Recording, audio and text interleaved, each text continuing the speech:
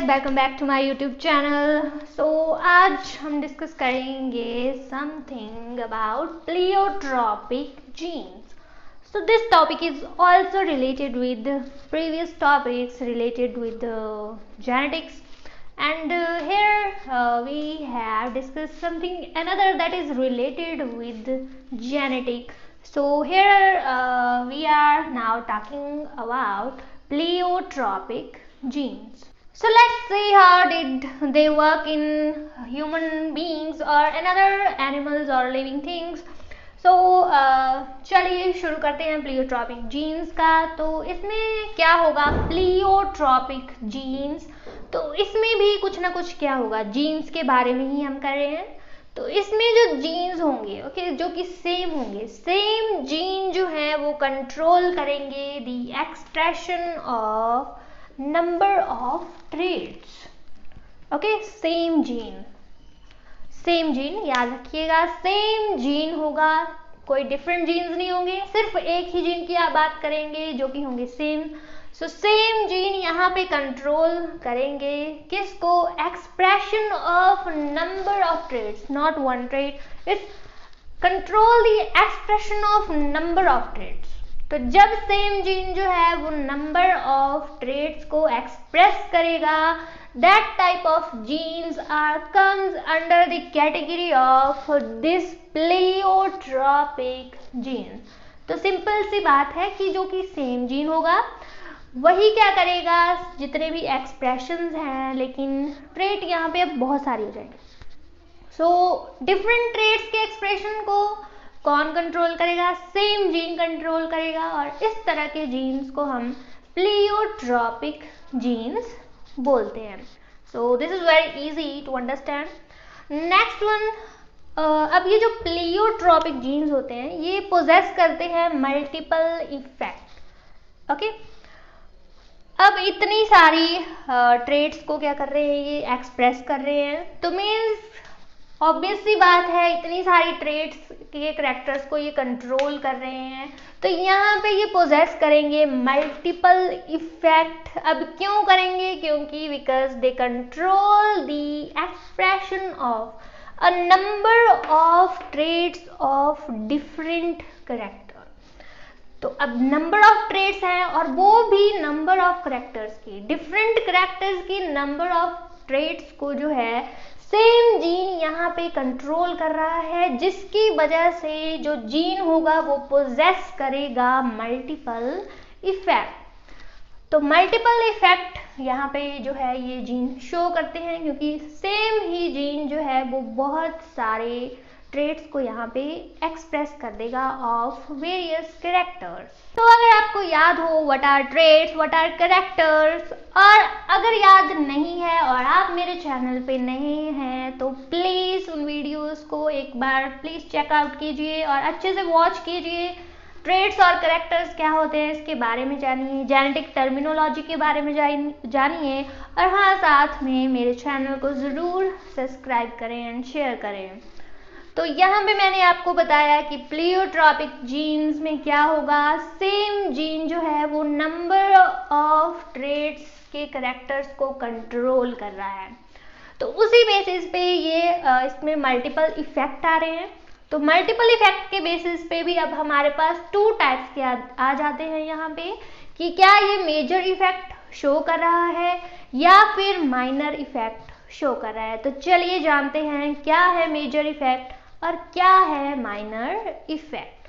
तो first one is major effect. So major effect में क्या आएगा, the most extensively expressed trait of pleiotropic gene is called major effect, means most extensively expressed trait। Most extensively मतलब ज्यादा वाली, जो खुद को जो है वो ज्यादा एक्सप्रेस करेगी, वो वाली ट्रेट किसकी, प्लियोट्रॉपिक जीन की, बहुत सारी ट्रेट्स को एक्सप्रेस कर रहा है वो।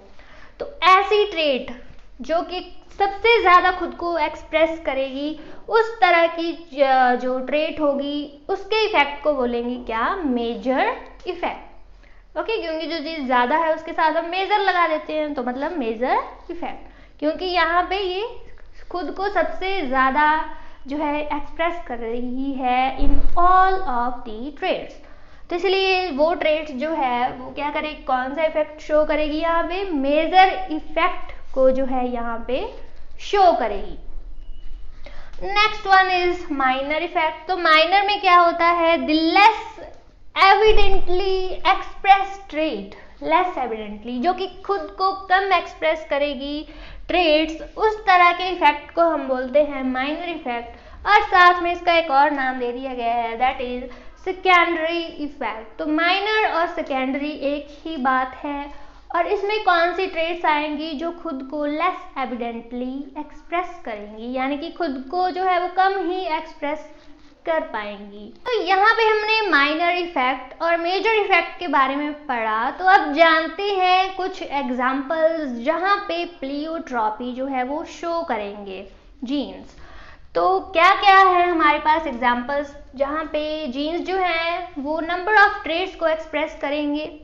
तो यहाँ पे जो जीन कंट्रोल कर रहे हैं फ्लावर के कलर को, मान लीजिए मेरे पास कोई फ्लावर है, फ्लावर का कलर, तो हमें पता है फ्लावर का कलर जो है वो क्या है, एक करेक्टर है। Colour is a character.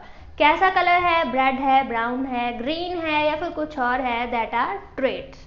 Okay, तो यहाँ पे हमारे पास नंबर ऑफ करेक्टर्स आ जाएंगे और नंबर ऑफ करेक्टर्स के साथ नंबर ऑफ ट्रेड्स भी आ जाएंगी और सबको कंट्रोल करेगा सेम जीन।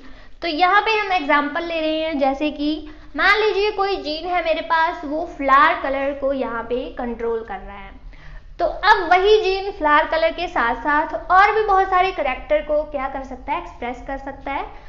तो जो फ्लावर कलर को एक्सप्रेस करेगा वो ऑल्सो एक्सप्रेस कर सकता है अपना effect on seed coat. Seed coat के ऊपर भी वही जीन अपना इफेक्ट जो है वो शो कर सकता है।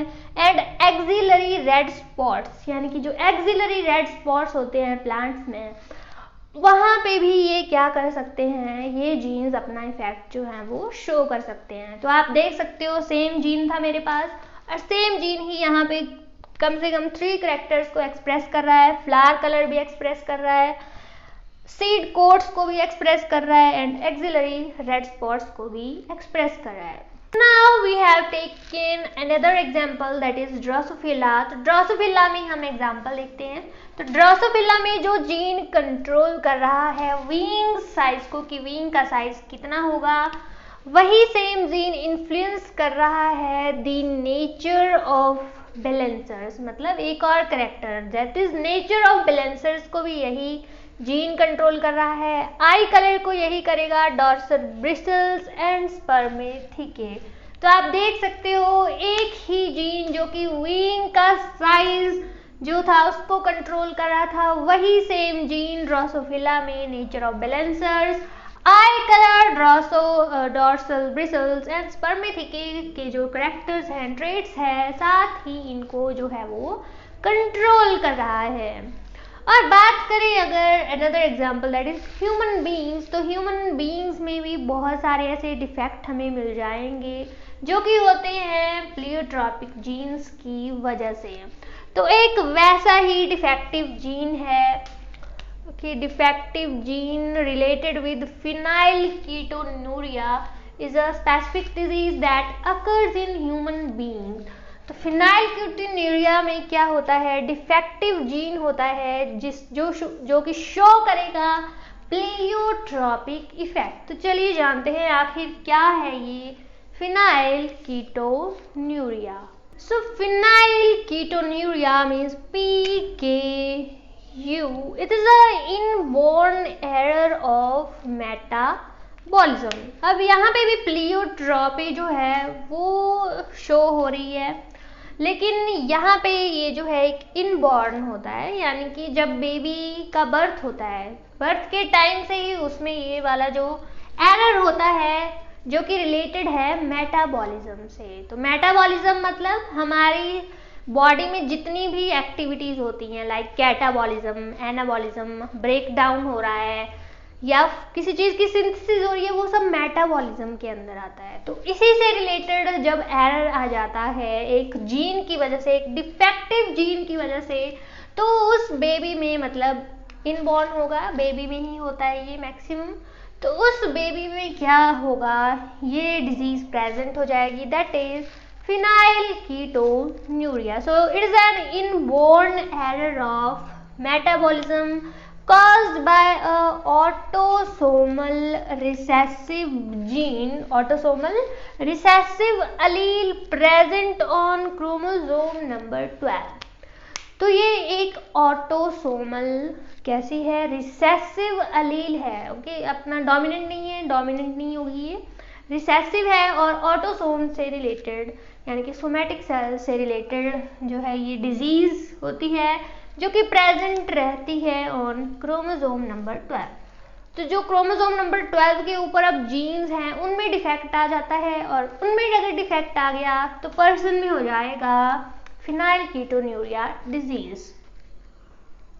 अब फिनाइलकीटोन्यूरिया में क्या होता है, तो बेसिकली जो फिनाइलकीटोन्यूरिया होता है जिसमें फिनाइलेनाइन एक अमीनो एसिड प्रेजेंट रहता है यहाँ पे, तो उस अमीनो एसिड मीन्स फिनाइलेनाइन की जो कंसंट्रेशन है वो बढ़ जाती है। कहाँ पे बढ़ेगी, ब्लड में और साथ में यूरिन में। तो ब्लड और यूरिन में फिनाइलेनाइन जो अमीनो एसिड है उसका कंसंट्रेशन जो है वो काफ़ी ज़्यादा जो है वो इंक्रीज यहाँ पे हो जाएगा। तो अब क्या होता है कि इंक्रीज कैसे होगा, क्योंकि जो है यहाँ पे एक स्पेशल एंजाइम होता है दैट इज फिनाइलेनाइन हाइड्रोक्सिलेज। एक स्पेसिफिक एंजाइम होता है फिनाइलेनाइन अमीनो एसिड को ट्रांसफॉर्म करने के लिए इनटू टायरोसिन। तो सो यहाँ पे अब क्या होगा, जैसे ही डिफेक्ट आ जाएगा जीन में तो क्या होगा, नॉन फॉर्मेशन होगी इस प्रॉपर एंजाइम की दैट इज फिनाइलेनाइन हाइड्रोक्सिलेज, जिसका क्या काम होता है, ये क्या करता है, प्रिवेंट करता है ट्रांसफॉर्मेशन ऑफ फिनाइलेनाइन इनटू टायरोसिन। ये प्रिवेंट करेगा कि जो फिनाइलेनाइन है वो टायरोसिन में जो है वो क्या ना हो, ट्रांसफॉर्म ना हो। लेकिन जैसे ही एंजाइम जो है फिनाइलेनाइन हाइड्रोक्सिलाइज ये नहीं बनेगा तो क्या हो जाएगा, जो फिनाइलेनाइन है वो हार्मफुल टायरोसिन में जो है वो चेंज हो जाता है। अब इसकी वजह से बहुत सारे क्या बनते हैं, नंबर ऑफ फिनाइलेनाइन डेरिवेटिव्स। तो अब हमारे पास यहाँ पे नंबर ऑफ फिनाइलेनाइन डेरिवेटिव्स की फॉर्मेशन भी होती है। बहुत सारे फिनाइलेनाइन डेरिवेटिव्स बनेंगे जैसे कि phenyl pyruvate, phenyl acetate etcetera etcetera.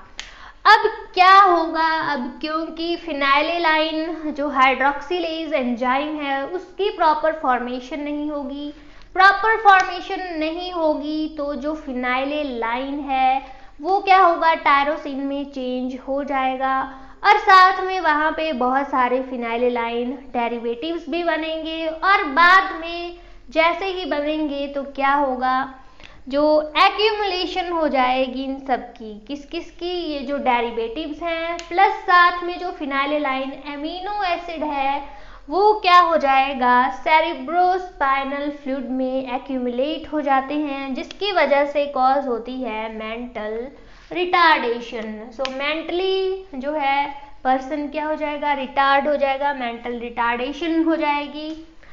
Urine जो है एक माउजी सी स्मेल जो है हमें आएगी उस पर्सन के यूरिन से, माउजी स्मेल। और साथ में skin and hair show hypopigmentation, means hypopigmentation हो जाएगी, बहुत ही कम पिगमेंटेशन हो जाएगी स्किन और साथ में हेयर्स में। और साथ में क्या होगा, जो पर्सन होगा वो उसका यूरिन जो है वो काफ़ी ज़्यादा जो है वो जैसे ही एयर के कांटेक्ट में आता है तो ब्लैक हो जाता है इन कलर। तो दिस इज अ फिनाइलकीटोन्यूरिया। अब इसके ट्रीटमेंट के बारे में हम जाने, फिनाइलकीटोन्यूरिया के ट्रीटमेंट के बारे में, तो फिनाइलकीटोन्यूरिया को किसी हद तक मैनेज किया जा सकता है by giving newborn baby a specialised diet in which phenylalanine is restricted. अगर हम न्यूबॉर्न बेबी को एक स्पेशल डाइट प्रोवाइड करवाएं जिसमें फिनाइलेलाइन प्रेजेंट ना हो, तो हम इस तरह की डिजीज़ को मीन्स फिनाइलकीटोन्यूरिया डिजीज़ को जो है एक एक्सटेंट तक रोक सकते हैं। और अगर हमें पता लगाना है कि किस पर्सन में ये डिजीज़ है फिनाइलकीटोन्यूरिया, तो हम क्या करेंगे, उसके यूरिन में जो है वो फेरस ट्राइक्लोराइड ऐड कर देंगे FeCl3, जिसकी वजह से जो है कलर यूरिन का ग्रीन हो जाएगा। और साथ में हम यूरिन टेस्ट से भी जो है इसको पता लगा सकते हैं कि पर्सन में जो है फिनाइलकीटोन्यूरिया नेम की डिजीज़ प्रेजेंट है या फिर प्रेजेंट नहीं है। तो इस तरह की डिजीज़ में भी हम देख सकते हैं प्लियोट्रॉपिक इफेक्ट होता है, मींस सेम जीन जो है वो डिफरेंट कैरेक्टर्स को यहाँ पे कंट्रोल करेगा।